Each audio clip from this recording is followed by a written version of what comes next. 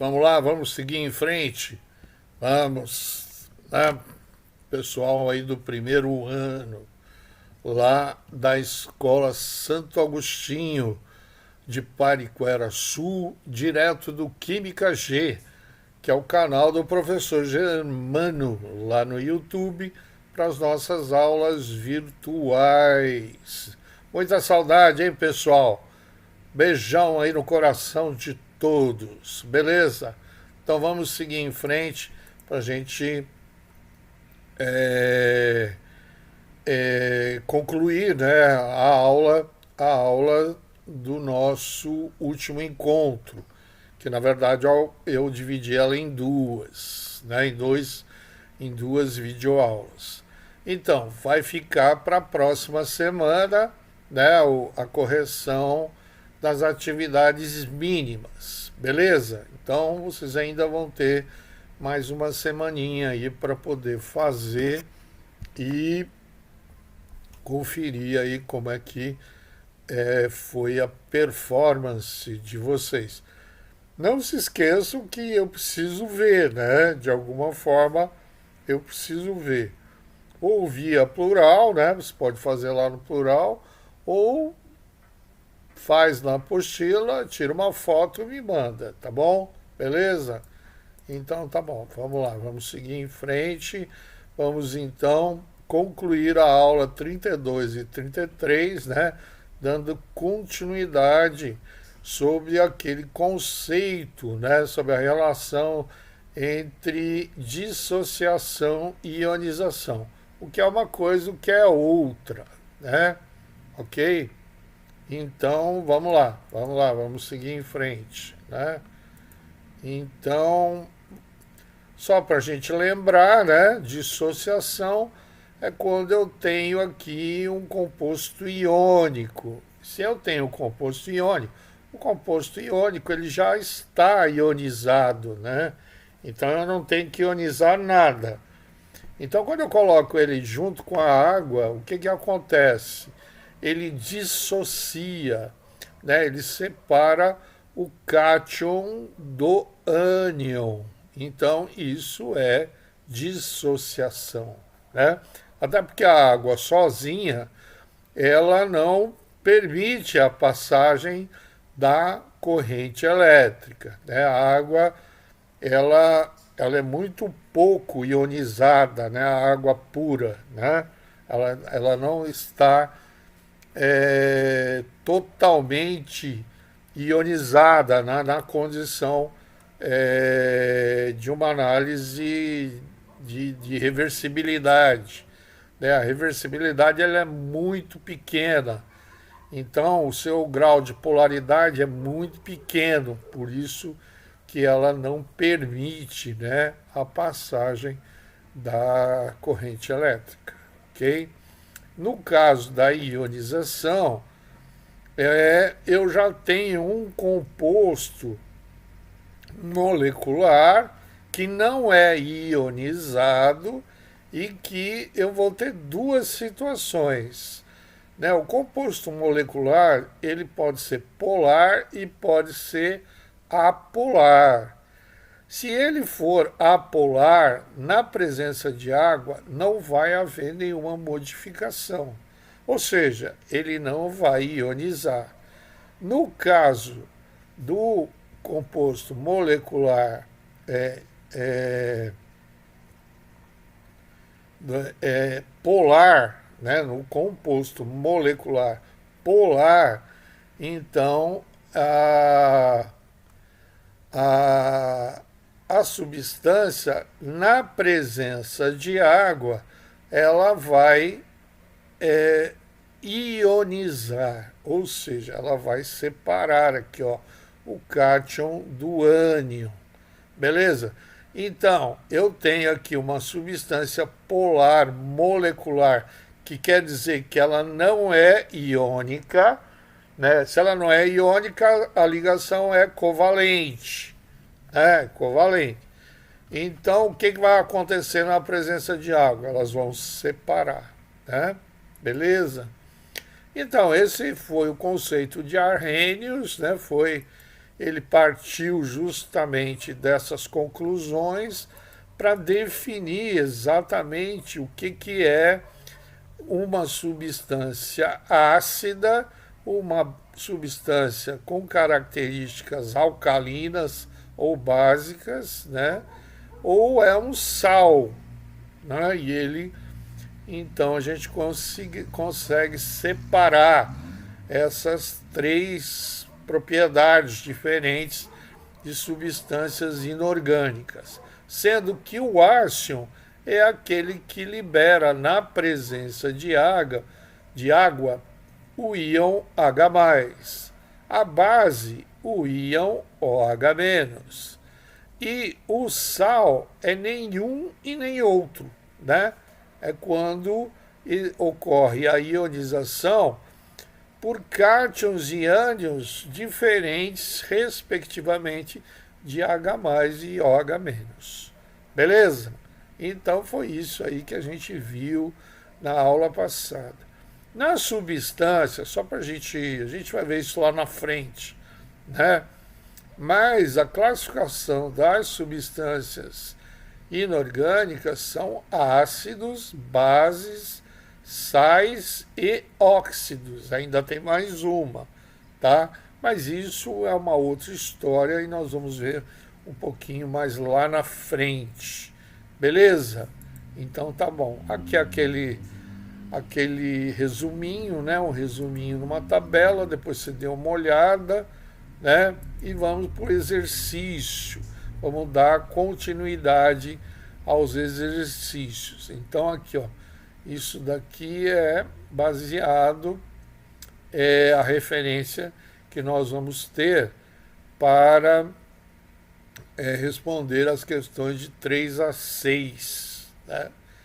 Então tem aqui a água destilada, que é água pura, a água mineral, que é uma água que está cheia de nutrientes, né?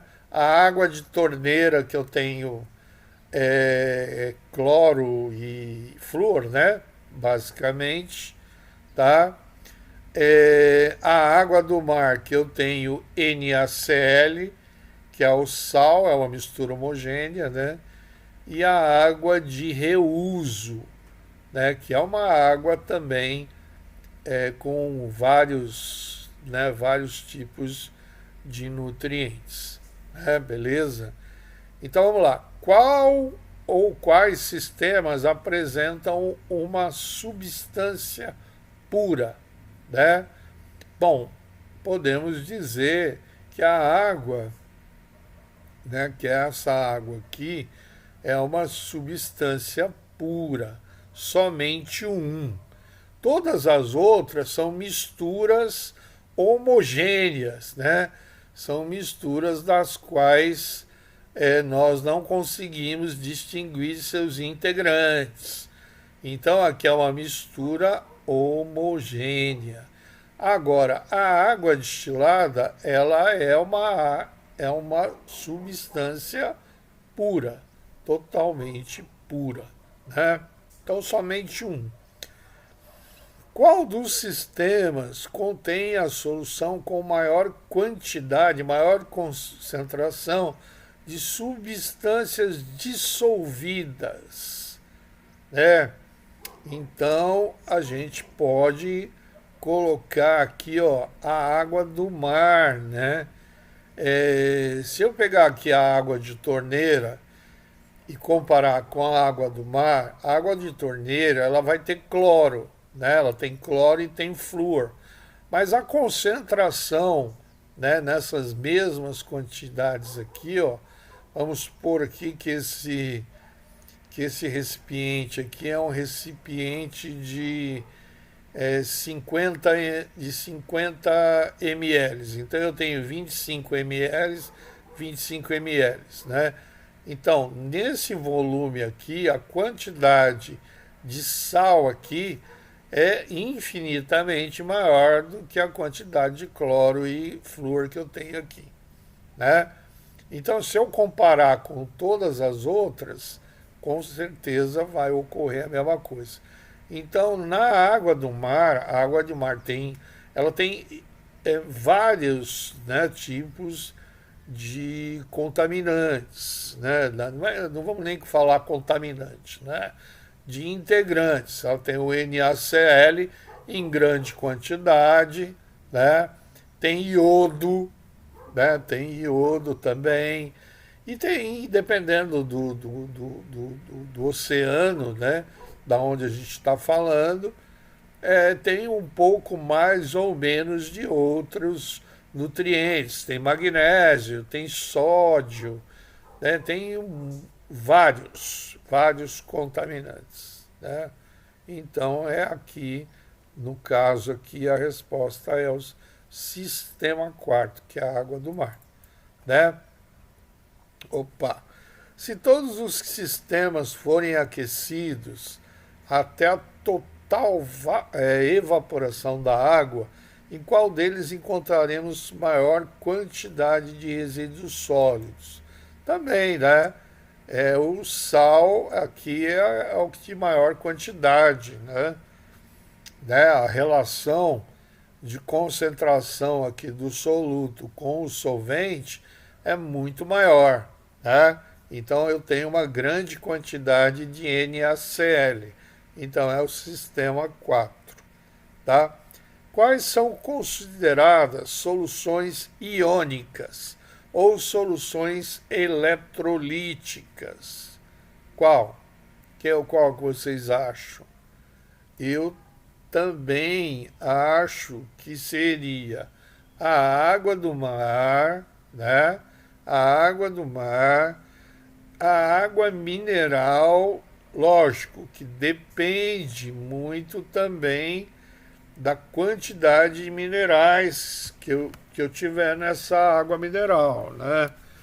Se for realmente uma água rica em minerais, ela também pode ser considerada uma solução iônica, né?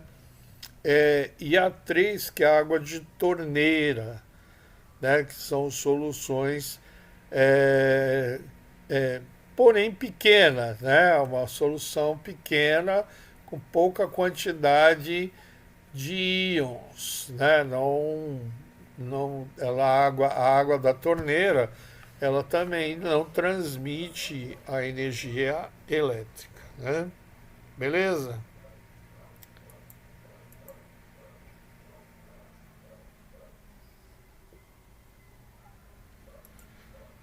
Vamos para o exercício 7 e 8, né, texto das questões. Aí eu tenho aquele resuminho, né?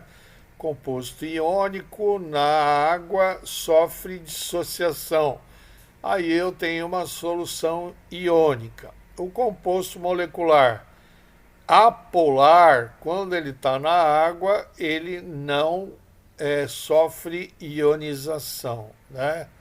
É, o composto é, é, o composto molecular na água, né, que é polar, né? No caso aqui do primeiro é apolar e no segundo polar, então ele vai sofrer ionização e vai é, propiciar uma solução iônica, né? Eletrolítica. Então, o apolar é uma solução não eletrolítica, né? E o polar, uma solução eletrolítica. Então vamos lá, identifique as afirmações verdadeiras e justifique, né? Então vamos lá. Em uma solução iônica, o composto dissolvido é sempre iônico, né? Em uma solução iônica, o composto dissolvido pode ser iônico ou molecular. Essa está mais correta, né? Em uma solução, um composto molecular dissolvido em água sempre origina uma solução molecular. Não necessariamente, né? Um composto molecular dissolvido em água pode originar uma solução molecular ou iônica. Então eu colocaria a B e a C aqui, né? Como isso, a B e a D, né? Que são são mais abrangentes, né? Então, em uma solução iônica, o composto dissolvido pode ser iônico ou molecular. Um composto molecular dissolvido em água, ele pode originar uma solução molecular, né, que é o caso, por exemplo, da sacarose, ou iônica, que é o caso do HCl, né? Beleza? Então, vamos para o oitavo aqui, né? Quais afirmações estão corretas, né? Quais afirmações estão corretas, né? O HCl puro, liquefeito, ou seja, na condição líquida, conduz corrente elétrica, né? Então vamos ver aqui. Vamos já separar aqui, que aí a gente vai discutindo todas as que estão corretas, né? Não, o HCl liquefeito puro não conduz, né, corrente elétrica, porque ele é uma substância molecular. Ele só vai ionizar na presença de água, né? Ok? Então, o HCl em solução aquosa conduz, exatamente. O H2SO4, o ácido sulfúrico, ele conduz corrente elétrica. Não, só também na presença de água. O NaCl nas condições ambientes também conduz. Não, não conduz. Somente fundido ele vai conduzir. Ou em solução aquosa. Beleza? A glicose pura conduz. Não. Fundida. Não. E glicose em solução aquosa também não. Ou seja, o açúcar, em nenhuma hipótese, ele é um bom condutor de energia elétrica. Beleza? Tranquilo, né? Então tá bom. Puxa vida, ó, terminamos a aula, né? Dúvidas, ClassUp, ou espera uma live aí pra gente discutir, né? Ou me manda, né? Pode também me mandar pelo plural, ou pelo química.gelufebu, @gmail.com, que é exatamente o e-mail do meu canal, né? Do canal do professor Germano, lá do YouTube. Beleza? Então tá bom, pessoal. Dúvidas agora, né? Levante, volta, refaça os exercícios, procure compreender, né, o que diferencia o que a dissociação da ionização, e já fixa esse conhecimento do que é ácido, base e sal. Lembrando que ácido é quando libera o íon H+, isso em água. Base é quando libera o íon OH- em água. E o sal é quando não libera nenhum e nem o outro, né? Muito simples, muito fácil, né? Então, vamos fazer agora as atividades mínimas, né? Ó, no caderno de exercício número 1, da aula 32, exercício de 1 a 4, lá no capítulo 9, né? Aí lá no capítulo 9 você vai fazer essas atividades mínimas.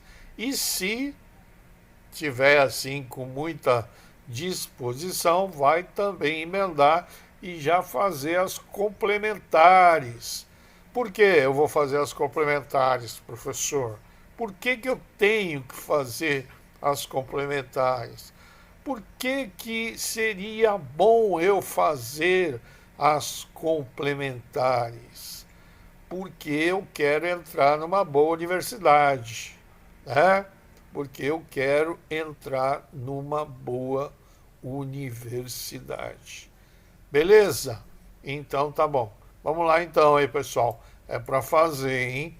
Bom, chegamos aqui ao fim, né, da videoaula dessa semana, dos nossos encontros, né? Um grande abraço para vocês, realmente muitas saudades. Não vejo a hora da gente estar de forma presencial, né? E a gente vai sobreviver, pessoal. Fiquem calmos, fiquem tranquilos que nós vamos sobreviver. Beleza? Então tá bom, pessoal. Um beijo no coração de vocês, tá? E aí, até o nosso próximo encontro. Tchau, tchau.